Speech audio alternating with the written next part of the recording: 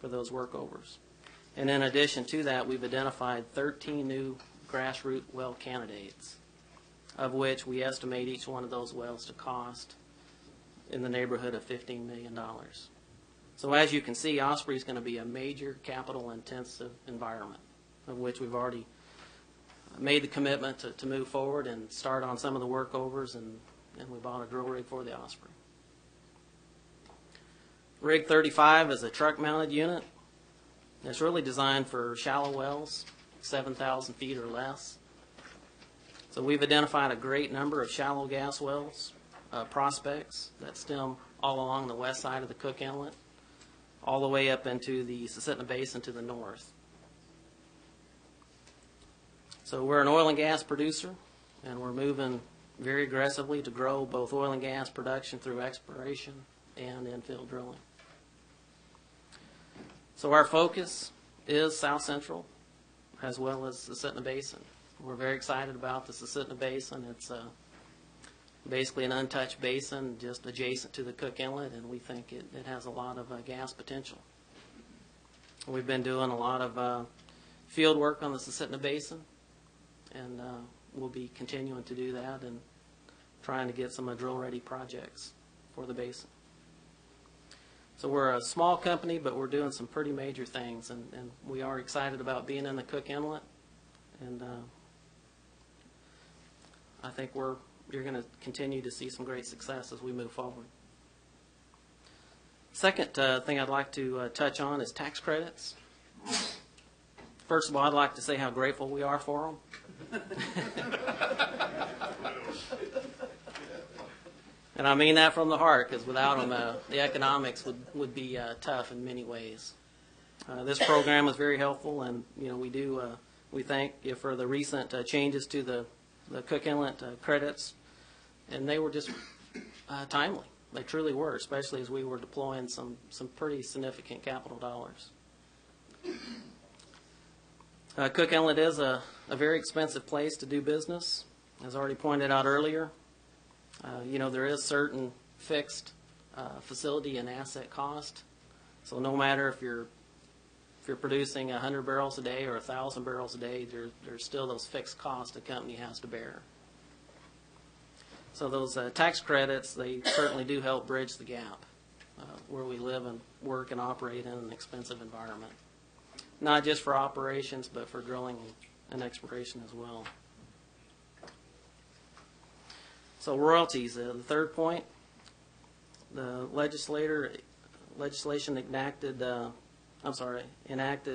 AS 3805, 180 F5 and 6 over a decade ago to provide royalty relief for oil production in the Cook Inlet in order to keep existing production online and to help new sources become economic to develop, which is key. We believe these are excellent measures.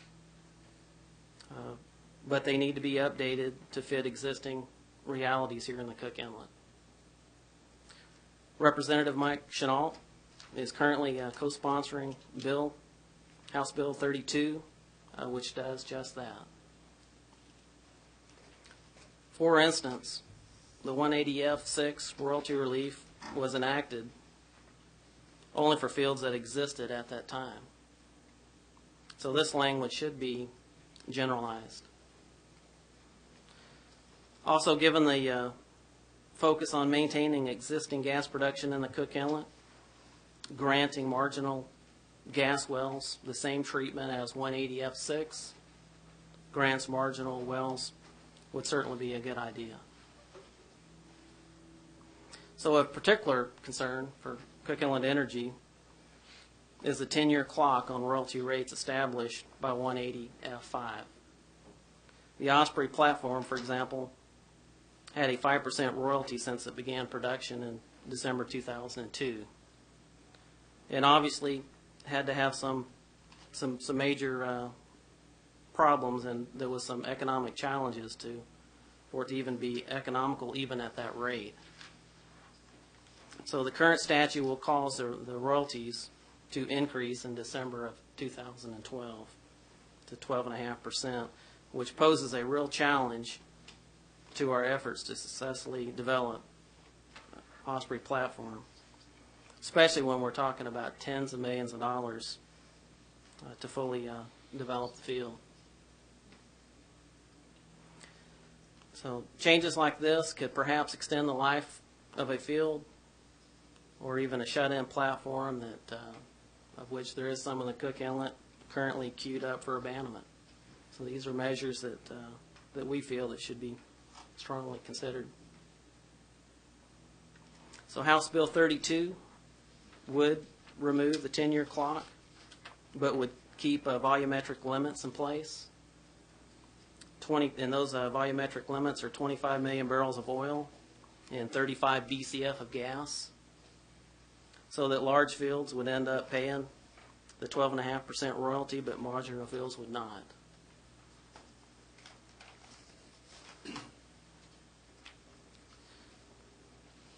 Next topic I'd like to go on to is permitting. We have recently gone through the permitting process of a gas exploration prospect in the Beluga area, and the post ACMP, Alaska Coastal Management Program, would seem to be working just fine. We felt that we was able to go through our permitting process without the ACMP active. That's one point we wanted to mention as not only us but other companies go through the permitting process. Anything that can streamline those processes is certainly beneficial to the community. An important thing to realize is that Fish and Game is a major agency for permitting on the west side of the inlet because of the Sitna Flats State Game Refuge and the Trading Bay State Game Refuge and the Redoubt Bay Critical Habitat Area. One thing that we've noticed is, where people say that that permitting is a bottleneck. Well, there's many facets to the permitting process, one of which is through the DNR and the others through Fish and Game. So when people talk about streamlining those processes, you have to look at all of the processes, one of which is the Fish and Game. But some suggestions would be to allow summer activity or approval of small roads and pads subject to certain pre-can designs and remediation standards. These are things that we feel that could greatly speed up the exploration and development of gas fields, oil and gas fields in the basin. So my last point I just want to touch on is the bullet line. So we understand that the committee will have a lot of work to do on this issue in the upcoming session. We understand that the critical state of gas supplies in South Central, which motivates not only us but other folks to search for gas. But as already known, part of the problem in South Central is the small and illiquid market. So the consumer risk shortages if supply does not keep up, and the producer risk not having a market, or crashing the price if they over-discover gas. And that's a big challenge for us as we've just got a huge array of gas prospects, 1, 2, and 3P reserves. And the big challenge is, can we sell our gas? If we deploy the huge capital dollars to bring it to market, can we get contracts? So it's a company decision that every company has to make, but we're persevering, and we just recently brought up rig 34 from the lower 48. That's just recently undergone major renovations to it, and in an effort so we can get posed to start drilling shallow gas wells. But right now, if we had a successful gas well, I probably couldn't sell gas today. We're getting in position to do so. We're hoping to participate in the spot market and looking to try and secure contracts going forward. So as you consider this issue, remember that a bullet line could be helpful to the gas markets if it results in more gas moving in and out, and there's an open market for local producers can sell into. You know, our view is that it needs to be an open access type configuration structure. That was all I had, and I just really wanted to thank you for this opportunity to share who we are, what we've been up to, and we look forward to continue working here on the Cook Inlet and trying to increase production, and as we ramp into actual exploration too, we're very excited about that. Thank you. Thank you. Thank you, David. Questions? Senator Stedman. Yeah, thank you, Mr. Chairman. Just a comment. You know, I've worked with Senator Wagner for several years on the Cook Inlet, and we went through several iterations at the Resource Committee for 6 years trying to deal with Cook Inlet and the challenges here. And it appears that, you know, we are moving forward, but at some point, you know, we're going to relook at the incentives and the stimulus that we've put in place to see if that's still applicable to what's going on. And you know, I don't know in your particular circumstances. We'll have to look at that, you know, when the time comes. But clearly, it's not beneficial to the state to take big upfront positions and then have nothing on the other side. I mean, the assets, those are owned by the people of the state of Alaska, so all of us. So at some point, you know, we'll review that. I'm well aware of the impact of the credits and the help with the cash flow. And maybe there is a need for royalty relief. Maybe there's not. I don't know. We'll take a look at that when the time comes. But I just, you know, want to let you know that, you know, we want to balance. I think, in my opinion, on the northern side of the Brooks Range, we've got a little bit of an imbalance going on. I'm not so sure down here we're not in the opposite direction. You know, so several years from now, we'll probably have to take a look at what we're going to do, if anything. Through the chair, yeah, thank you for that comment. And we understand that as well. At some point in time, those incentives may be reduced or perhaps even taken away. But for now, they're certainly needed, and we're seeing the evidence of a positive response of those incentives. And you know, and over time, as more people come into the Cook Inlet, and the cost of service perhaps lowers over time, then that would make sense to relook at those incentives.